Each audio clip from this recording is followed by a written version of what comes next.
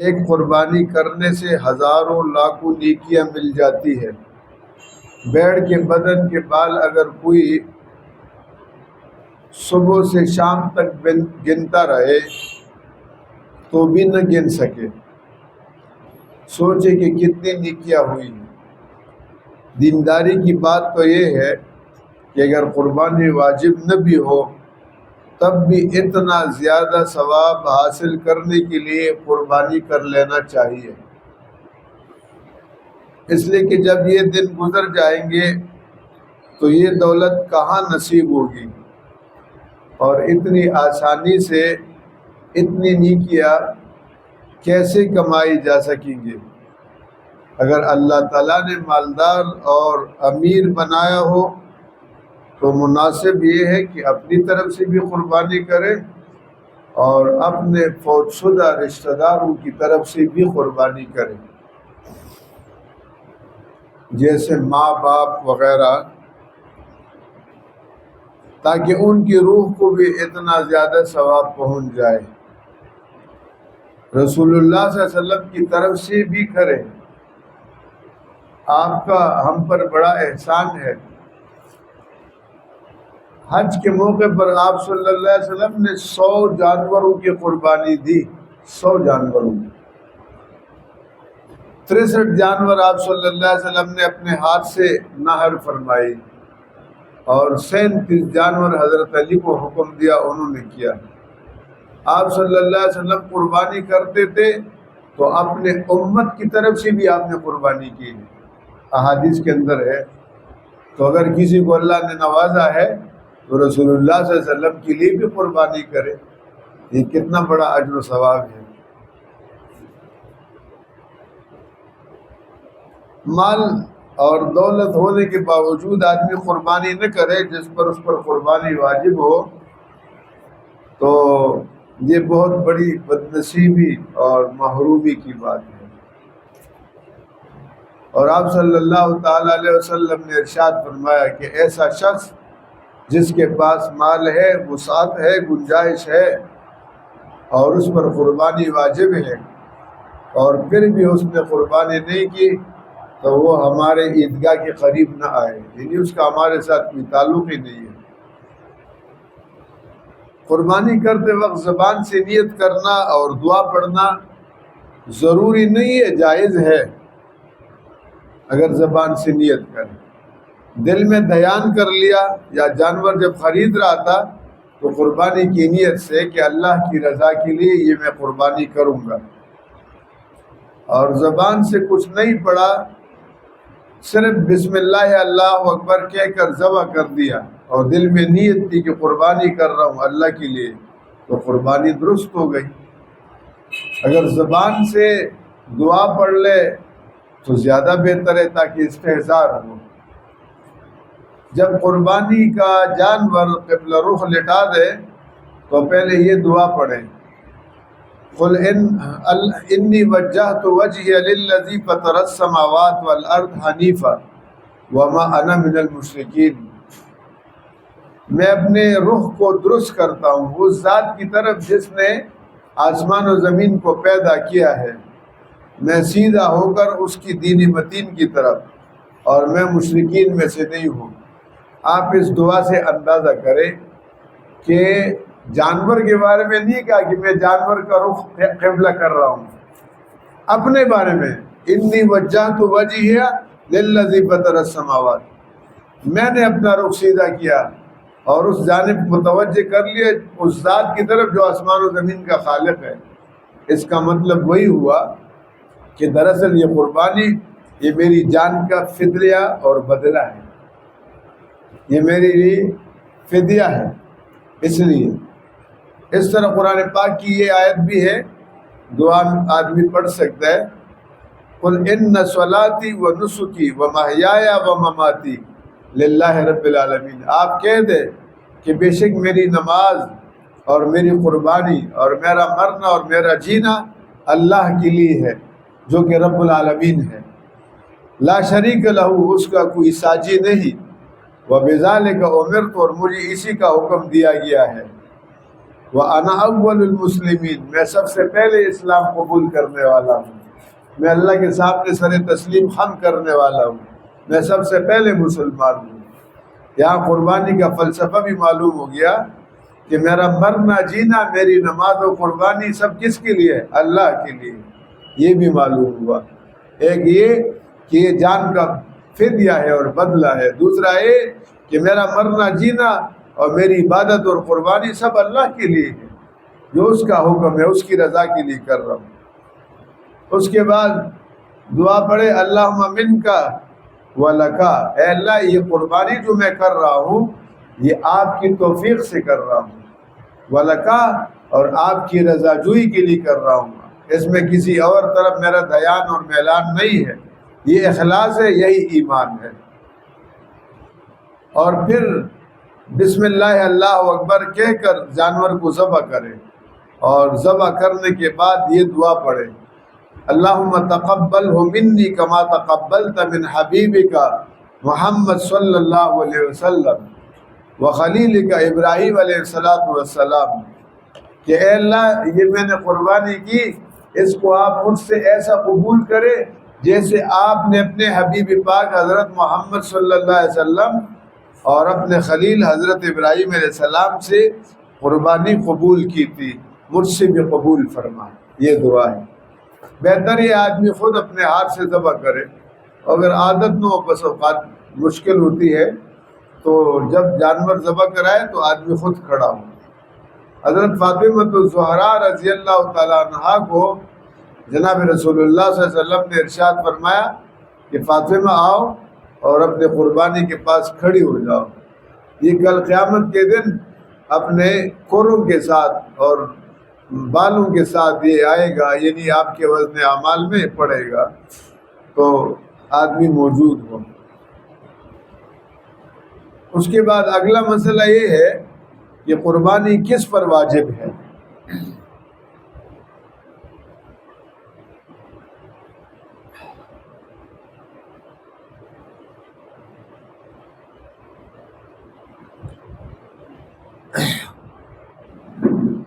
تو وجوب جس پر صدقہ فطر واجب ہے اس پر قربانی واجب ہے، قربانی بقرہ عید کے دنوں میں اس پر واجب ہے۔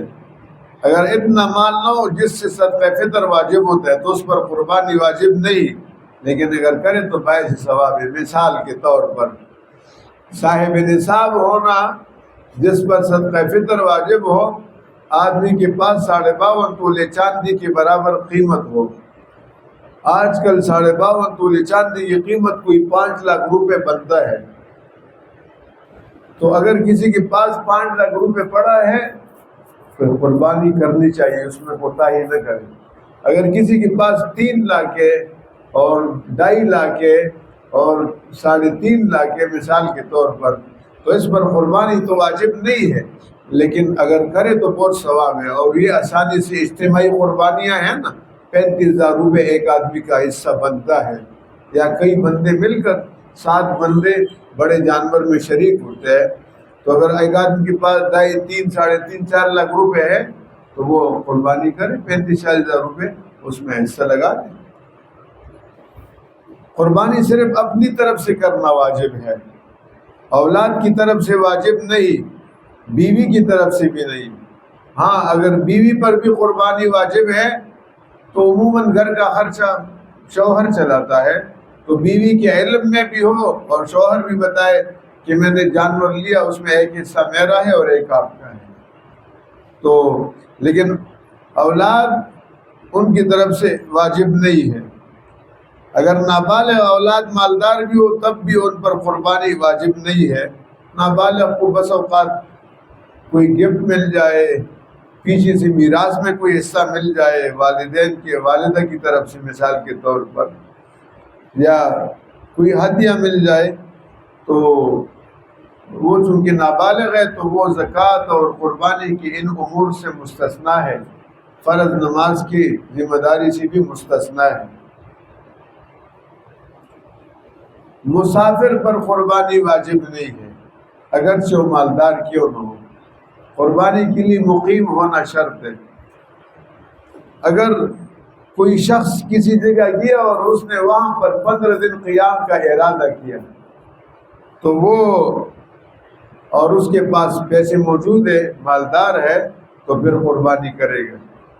اور حجاج کرام جو حج بیت اللہ کے لیے جاتے ہیں اور وہ جو قربانی کرتے ہیں وہ یہ والے نہیں ہے، وہ حج کی قربانی ہے۔ حج کی قربانی الگ ہے، وہ حج تمتع اور حج قران میں ہے۔ حج کی 3 قسمیں افراد ہیں، صرف احرام حج کا باندھا، اس میں قربانی نہیں ہے۔ حج تمتع یہاں سے احرام باندھا عمرے کا، وہاں جا کے عمرہ کر کے احرام کھول لیا اور پھر حج کے دنوں میں حج کا احرام باندھا، اس کو تمتع کہتے ہیں۔ تمتع کا معنی فائدہ اٹھانا، اس نے ایک سفر سے فائدہ اٹھایا، عمرہ بھی کیا اور حج بھی کیا، اس کا دم شکر وہ الگ، یہ قربانی واجب ہے۔ اسی طرح حج قران ہے، حج قران میں یہ ہوتا ہے کہ یہاں سے احرام باندھا اور ایک احرام میں حج اور عمرے کی نیت کی، یہ لمبا احرام ہوتا ہے۔ یہاں سے چلے چنانچہ عمرہ کر لیا، احرام نہیں کھول سکتا، حج کے دنوں تک احرام میں رہے گا، یہ افضل ہے۔ الحمدللہ اللہ نے ہمیں اس کی بھی توفیق دی ہے، تمتع بھی ہمیں اللہ پاک نے توفیق دی ہے، افراد بھی میں نے الحمدللہ کیا ہے، اللہ سب کو توفیق عطا فرمائے۔ تو اس میں بھی قربانی واجب ہے۔ قران میں، قران کا معنی ملانا، کہ حج اور عمرے کو ایک سفر اور ایک احرام میں ملایا تو وہ دم شکر ہے۔ اب اس کے بعد حاجی اگر مکہ مکرمہ میں 15 دن سے زیادہ مقیم ہے اور اس کے پاس نصاب کی مقدار مال موجود ہے تو یہ والی قربانی بھی کرے گا۔ وہ جو وہاں حاجی قربانی کرتے ہیں وہ حج کی قربانی ہے، عید الاضحیٰ کی قربانی نہیں ہے، یہ فرق سمجھ لیجیے گا۔ کوئی شخص 10ویں 11ویں اور 12ویں تاریخ کو سفر میں تھا، پھر 12ویں تاریخ کو وہ سورج غروب ہونے سے پہلے گھر پہنچ گیا اور یہ مالدار ہے، صاحب نصاب ہے، تو پہلے تو قربانی اس لیے نہیں کی کہ مسافر تھا، لیکن 12ویں تاریخ عید کی تیسرے دن 12ویں تاریخ مغرب سے پہلے ظہر عصر میں پہنچ گیا، اب قربانی اس کے ذمہ لازم ہے کہ وہ قربانی کرے، اس لیے کہ سفر ختم ہو گیا۔ ذوالحجہ کی 10ویں تاریخ سے لے کر 12ویں تاریخ کی شام تک قربانی کرنے کا وقت ہے۔ مثلا بدھ کے دن عید ہے تو بدھ کے دن عید کے نماز کے بعد سے لے کر اور بدھ ہو گیا، پھر آگے جناب والا جمعرات 11 ذوالحجہ اور جمعہ 12 ذوالحجہ، 12 ذوالحجہ کے عصر تک، مغرب سے پہلے تک یہ قربانی کا وقت ہے۔ قربانی دن میں بھی کر سکتے ہیں اور رات میں بھی کر سکتے ہیں۔ فقہا نے جو رات کے وقت مکروہ لکھا تھا تو اس زمانے میں اندھیرا ہوتا تھا، روشنی کا انتظام اتنا نہیں ہوتا تھا جتنا ابھی ہے، تو اس میں یہ احتمال ہوتا تھا کہ شاید کوئی رگ کٹ نہ جائے، تو اس لیے وہ منع کرتے تھے کہ رات کو قربانی نہ کریں۔ اگر روشنی کا وافر انتظام ہے اور آسانی ہے اور یہ یقینی بات ہے کہ جانور کو ایذا دی بغیر اس کو ذبح کیا جائے اور سارے رگ کٹنے کا بھی مسئلہ ہو تو پھر جناب والا اس میں کوئی حرج نہیں۔ تو عید الاضحیٰ کے دن عید کی نماز سے بعد لے کر دن رات میں، پھر 11 تاریخ دن رات میں اور پھر 12 تاریخ کی شام کو غروب آفتاب سے پہلے تک یہ قربانی کا وقت ہے۔ البتہ افضل یہ ہے کہ عید کے دن ہو، پہلے دن قربانی کرے اور پھر دوسرے دن اور پھر 12ویں تاریخ کو تیسرے دن۔ عید کی نماز سے پہلے قربانی کرنا درست نہیں ہے، جب لوگ نماز پڑھ لے تب قربانی کریں۔ البتہ اگر کوئی کسی دیہات اور گاؤں میں رہتا ہو جہاں پر عید کی نماز واجب نہیں ہے اور عید کی نماز نہیں ہوتی تو وہاں صبح صادق طلوع ہونے کے بعد بھی قربانی کر سکتا ہے۔ شہر اور بڑے قصبے کے لوگوں کے لیے نماز شرط ہے، نماز کی ادائیگی کے بعد پھر وہ قربانی کرے۔ اگر کوئی شہر کا رہنے والا اپنی قربانی کا جانور کسی گاؤں میں بیچ دے تو اس کی قربانی عید کی نماز سے پہلے بھی درست ہے، بشرطی کہ اس شہر میں اور اس بستی میں عید ایک دن ہو۔ یہ ضروری ہے اس کے اندر، کہ نہیں کہ وہاں جو ہے قبل از وقت ہو اور جس نے قربانی وہاں بھیجی ہے اس کی عید اگلے دن ہو، پھر قربانی نہیں ہوگی۔ 12ویں تاریخ کو سورج غروب ہونے سے پہلے قربانی کرنا درست ہے، لیکن اور سورج غروب ہونے کے بعد درست نہیں ہے۔ 10ویں سے 12ویں تاریخ تک جب چاہے قربانی کرے، میں نے تفصیل بتا دی کہ دن میں ہو یا رات میں ہو، البتہ بہتر یہ کہ دن کے روشنی میں قربانی کی جانور کو ذبح کیا جائے. باقی اگلے درس میں انشاءاللہ مسائل بیان کریں گے. عید الاضحیٰ کی نماز ہماری یہاں مسجد میں 6:15 بجے انشاءاللہ ادا کی جائے گی.